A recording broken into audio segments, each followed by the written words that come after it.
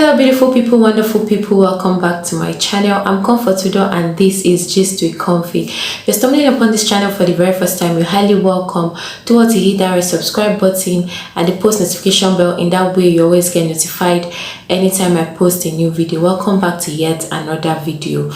Guys, I know it's no longer news what I'm about to talk about because it has been trending online for some days now, and I've been wanting to make this video, but trust me, I have a really busy and tight schedule, so that's why I've not been able to come up with this video since.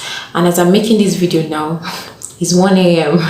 I decided to just come up here and just make the video because if I keep procrastinating it, I will end up not making this video and this time will pass. So that's why I decided to make this video even if it's this late in the night.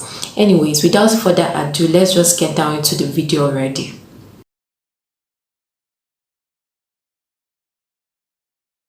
This particular story is a sad one. It's about a 12-year-old CHRISLAND student that died just on the 9th of February 2023 during their inter-house sport. So I'm just going to give a brief rundown of the story. So a mother came out to talk about, just see her own side of the story, that on the 9th of February, that was on a Thursday, just a few days back, her daughter's school were having inter-house sports, and her daughter was so optimistic about the inter-house sports and then told her she should try and be there on time. And then she did. She went there as early as possible, and then she was just waiting to see her daughter. And then the match pass started and she realized that her daughter was not among those people matching. So she started becoming worried and started looking for how to get to her daughter. Why is her daughter not matching and the rest?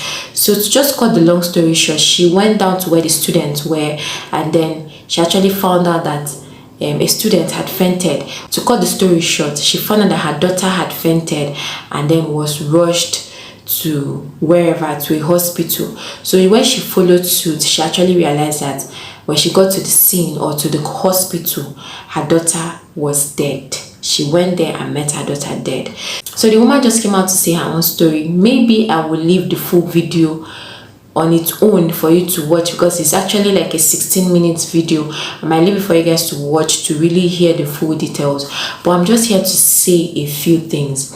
It's actually sad that CHRISLAND School is always coming up to just have a way of coming to the media just for negative things. Last year, CHRISLAND schools were also in the media, and it had to do with an inter-school competition they went for in Dubai, and then a video leaked of their students being involved in some compromising state, and it went as far as them committing sexual atrocities, and they had it recorded. And then the video made its way to the social media, and thereafter the mother of the child involved, the mother of the female student involved, was even saying her daughter was taken for pregnancy test without her consent and the rest of it. And then last year we're just battling with CHRISLAND, and I think it's not even just the first time. There was a time some years back that CHRISLAND, one of the teachers had a sexual assault on a student, and the man was arrested. It was still CHRISLAND schools, and here we are again. And I will call this one the worst because somebody's life is involved. The mother of this 12-year-old deceased girl, she did not just come out to rant or just make noise on social media. Her point was just that yes, she knows her daughter is dead, but she wants to know what really happened to her daughter. That she believes her daughter died out of negligence because her daughter was healthy. How would the hospital be saying they are looking at the child and it's like she had cardiac arrest? And according to the mother, the child has been healthy. She has not had any medical challenge prior to this time, and she has never had any cardiac arrest before. So why would this first one just take a 12-year-old and then in split seconds, and her tongue, according to the mother and the father, when they got to the scene was black, and then her lips were black already. But anyways, for a while now, she has just been looking. She says she needs closure. She has just been asking the school to actually come up and tell her what really happened. And then just gradually things are unfolding itself. And then a student also came out that was actually present there to say that this girl in question actually went to buy popcorn and then she got electrocuted.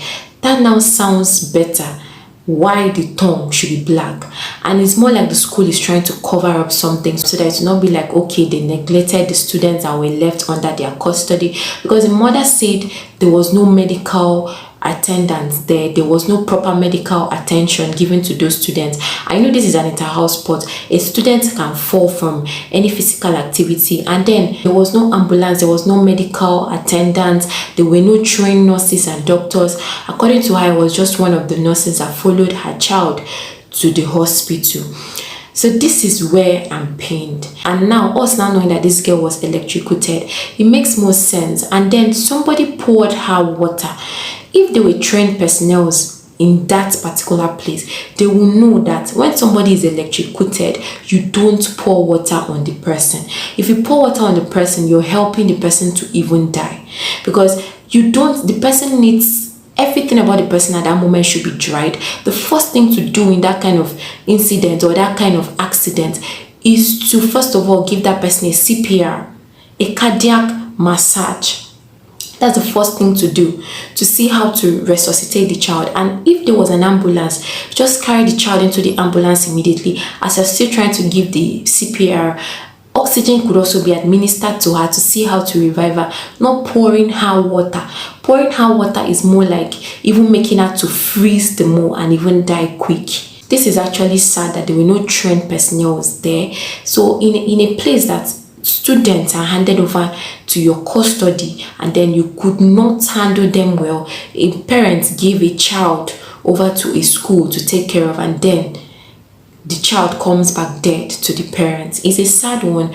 But anyways, I just came out to let you guys hear what has been happening and just say my own opinion. It's really sad. I feel that schools should always just have, before you run a school, put safety measures in place, especially when there is this kind of outing like an inter-house sport and then there's no medical preparation at all. It's really bad. And I don't know why schools in Lagos keep repeating the same. I don't know. Last year, I wasn't early last year or year before last, we talked about Dowen College, the Sylvester matter. We're still on it and we don't even know the end of it till now, and here we are again. Another child has died out of negligence. It's really a sad one. My heart goes out to the family of the deceased, but what I just need to say is, if you're running a school, a private school, government school, any school at all, even in any establishment, you should have safety personnel there, trained ones, not just anyhow person that doesn't know that when a child or anybody is electrocuted, you don't pour water on the person. It's a sad one. So this is just it for this story. The father has opted for an autopsy on the child. So once the autopsy result comes out, we're definitely still going to talk about it. But the student that was there said it was electrocution, but we still have to wait for the autopsy results. So this is just it for this video. I just came out to do a quick one, and yeah, see you guys on the next one. For now, bye.